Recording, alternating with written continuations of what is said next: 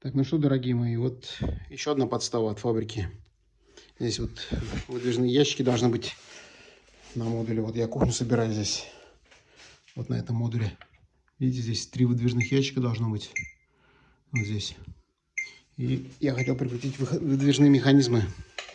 Думаю, ага, сейчас прикручу, буду собирать выдвижные ящики. А здесь прислали за место 350-х или 300-х, 450-е выдвижные вот такие вот шариковые выдвижные механизмы. Вот такая вот подстава очередная от фабрики. Ладно, напишу им, пускай другие привезут.